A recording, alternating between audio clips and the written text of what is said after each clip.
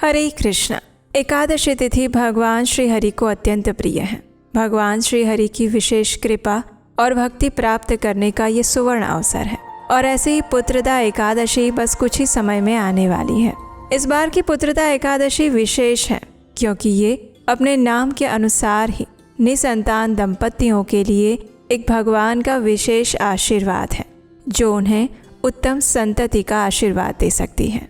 इसलिए इस बार आने वाली इस पौष मास के शुक्ल पक्ष की पुत्रदा एकादशी का पालन भी विशेष रूप से करना चाहिए। तो चलिए आज के इस वीडियो में जानते हैं कि इस बार आने वाली पुत्रदा एकादशी का पालन करने की शास्त्रोक्त विधि क्या है। आइए आज का पुत्रदा एकादशी व्रत विधि वीडियो आरंभ करते हैं।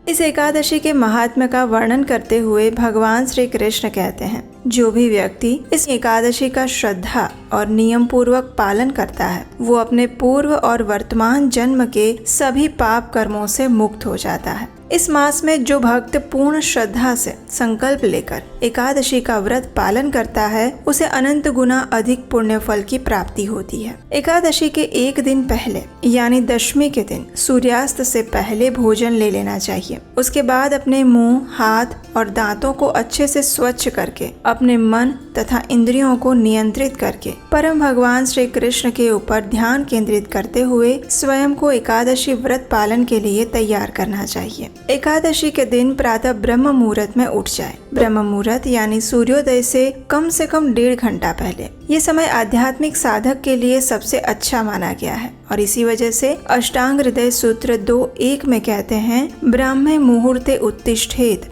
स्वस्थो रक्षार्थम आयुषः, यानी स्वस्थ मनुष्य को अपनी आयु की रक्षा के लिए ब्रह्म मुहूर्त में उठना चाहिए। उठने के बाद स्नान इत्यादि से स्वयं को शुद्ध कर लीजिए। अगर संभव है तो आप किसी पवित्र नदी में स्नान करें और अगर ये संभव ना हो तो अपने स्नान के जल में ही गंगा जल मिला लें और उस जल से स्नान करें। अब स्नान करने के बाद आपके घर में जो पूजा का स्थान या मंदिर है उसे और आसपास के स्थान को स्वच्छ करें। फिर अपने गुरु का स्मरण करते हुए और श्री हरि की जयकार करते हुए घंटी बजाकर भगवान को जगाकर सबसे पहले उन्हें कोई भी मीठे पदार्थ का भोग लगाएं। जब तक भगवान भोग स्वीकार करते हैं तब तक आप भगवान की प्रातःकालीन मंगला आरती करने की संपूर्ण तैयारी कर लें। अब 15 मिनट बाद भगवान के पास से भोग ले लीजिए। फिर मंगला आरती करें या फिर उसका दर्शन करें। अगर आप मंगला आरती नहीं कर सकते हैं तो आप अपनी जो भी प्रातःकालीन दैनिक पूजा करते हैं वो संपन्न कर लीजिए।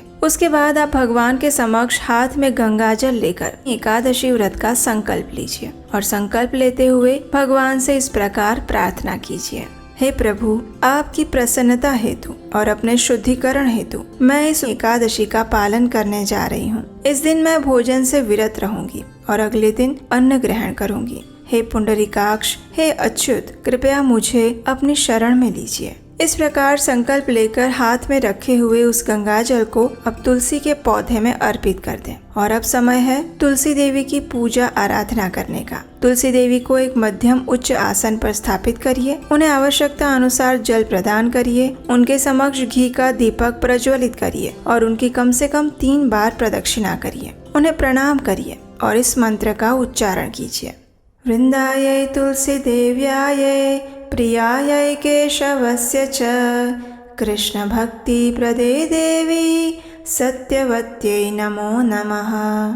इस मंत्र का अर्थ है, हे वृंदे, हे तुलसी देवी, आप भगवान केशव की प्रिया है। हे कृष्ण भक्ति प्रदान करने वाली सत्यवती देवी, आपको मेरा बारंबार प्रणाम है। अब समय है उनके समक्ष बैठकर हरे कृष्ण महामंत्र का जप करने का। हरे कृष्ण कृष्ण कृष्ण हरे हरे, हरे राम राम राम हरे हरे। इस महामंत्र की अधिक से अधिक संख्या में माला का जप करना चाहिए और यही एकादशी के दिन करने योग्य सबसे महत्वपूर्ण कार्य है। इसलिए संपूर्ण दिन में या फिर प्रातः काल में इस महामंत्र की कम से कम 10, 16, 25 या 32 माला का जप अवश्य करें। जप समाप्त करने के बाद एकादशी की कथा सुनिए। कथा सुनते हुए अपने मन में भगवान श्री हरि का स्मरण करिए और एकाग्र चित्त होकर एक स्थान पर बैठकर आरंभ से अंत तक ध्यान पूर्वक इस कथा का श्रवण करिए। कथा श्रवण के बाद अब आप अपने दैनिक कार्य समाप्त कर सकते हैं। दोपहर या दिन के समय में श्रीमद् भागवतम और भगवत गीता का पाठ कीजिए।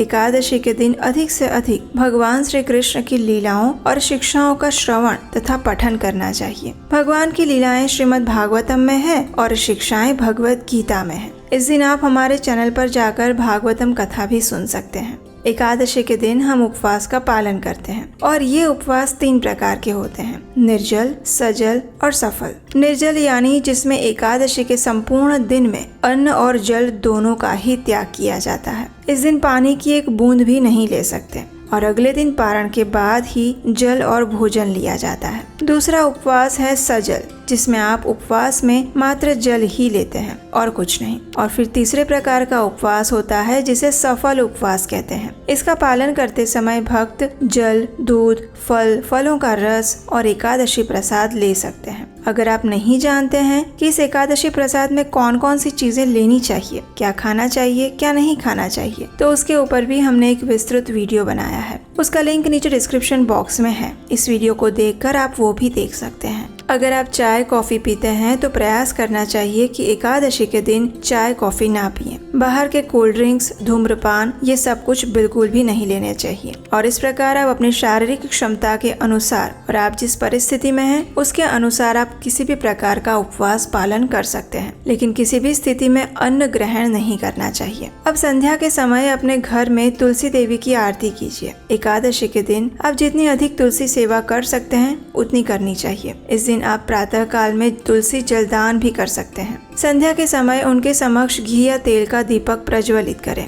धूप और पुष्प अर्पित करें और फिर उनके स्तोत्र या आरती करें। मंदिर में भगवान के समक्ष भी दीपक और धूप अर्पित करें। उनके समक्ष बैठकर हरे कृष्ण महामंत्र का कीर्तन करें। परिवार के सदस्यों के साथ बैठकर भगवान की कथा सुनें। हमारे शास्त्रों में एकादशी व्रत की रात्रि के समय जागरण करने के लिए बताया गया है। हरि कथा सुनते हुए, करते हुए और भगवान के पवित्र नामों का जप करते हुए जागरण करना चाहिए। अगर कर सकते हैं तो सबसे अच्छा है, लेकिन एक वास्तविकता ये भी है कि इस समय हम कलयुग में जी रहे हैं। भक्तों को अपने घर, परिवार और ऑफिस की अनेक जिम्मेदारियां भी होती है और ऐसे में सभी के लिए जागरण करना संभव नहीं हो पाता। तो ऐसे में आप रात्रि में विश्राम भी कर सकते हैं। जागरण करना अनिवार्य नहीं है, लेकिन विश्राम करते समय मोबाइल का उपयोग करते हुए ना करें, अपितु भगवान का स्मरण और चिंतन करते हुए विश्राम करें और अगले दिन द्वादशी पर फिर से प्रातः ब्रह्म मुहूर्त में उठ जाएं। एकादशी व्रत पालन करते हुए 3 दिन यानी कि दशमी,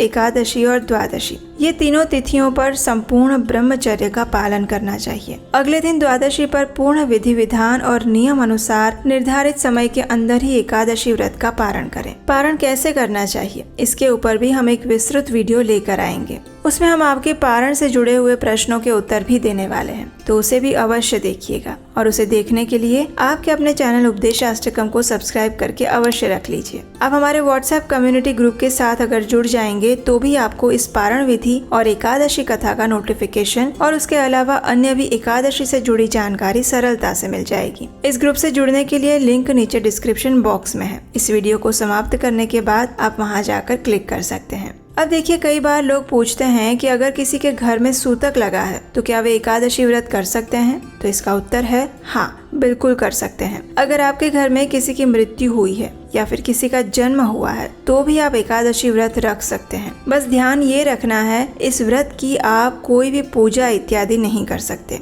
आप उपवास रख सकते हैं, हरे कृष्ण महामंत्र का अधिक से अधिक जप कर सकते हैं, एकादशी की कथा सुन सकते हैं और भगवत गीता का पाठ भी कर सकते हैं। एक और महत्वपूर्ण प्रश्न जो कई बार हमारे पास आता है वो है, एकादशी के अगले दिन भी अगर किसी का कोई व्रत या उपवास हो तो वो एकादशी का पारण कैसे करें? इसका उत्तर हालांकि हमने अपनी पिछली कई वीडियोस में दे दिया है। तो देखिए, कई बार ऐसा होता है कि द्वादशी और त्रयोदशी तिथि एक साथ आ जाती है और त्रयोदशी के दिन किया जाने वाला प्रदोष व्रत भी अगले दिन ही पड़ जाता है। कई बार ऐसा भी होता है कि अगर द्वादशी पर प्रदोष ना भी हो तो साप्ताहिक कोई व्रत आ जाता है, जैसे कि गुरुवार या शुक्रवार या सोमवार का व्रत। तो ऐसे में भक्तों के मन में ये दुविधा आती है कि अब एकादशी का पारण आखिर कैसे करें, क्योंकि बिना पारण किए एकादशी व्रत तो पूरा होगा नहीं और अगले दिन आने वाला व्रत रखना भी जरूरी है। तो फिर इस स्थिति में क्या करें? तो देखिए, इसमें संशय में पड़ने वाली कोई बात नहीं है। बहुत सरल विधि है। अगर आपके लिए दोनों ही व्रत करना आवश्यक है तो आप ये कर सकते हैं कि एकादशी का पारण करने के लिए द्वादशी के दिन पारण के प्रातःकालीन सभी नियमों का पालन कर लीजिए।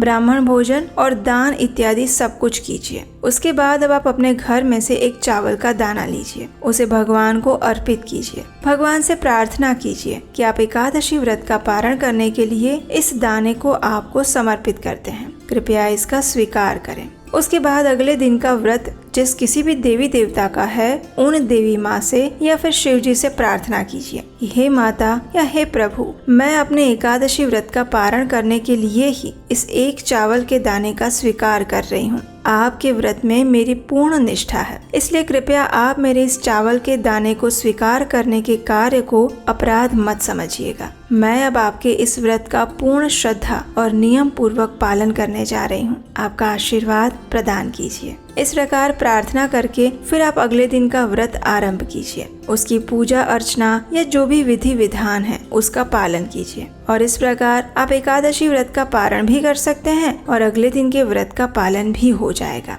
और आपको कोई अपराध भी नहीं लगेगा। तो ये थी एकादशी का निष्ठा और नियम पूर्वक पालन करने की संपूर्ण जानकारी और व्रत विधि। हमें आशा है कि ये आपको सरल और उपयोगी लगेगी। अगर ऐसा है तो इस वीडियो को लाइक करके अपने उन मित्रों और परिवारजनों को शेयर कर दीजिए जो एकादशी व्रत करना चाहते हैं या फिर करने वाले हैं, इससे उनको भी लाभ मिलेगा। तो चलिए आने वाली एकादशी का श्रद्धा पूर्वक पालन करने की संपूर्ण तैयारी अभी से करते हैं और बाकी चीजों के साथ साथ अपने मन तथा चेतना को भी इस एकादशी पालन के लिए तैयार करते हैं। हरे कृष्णा।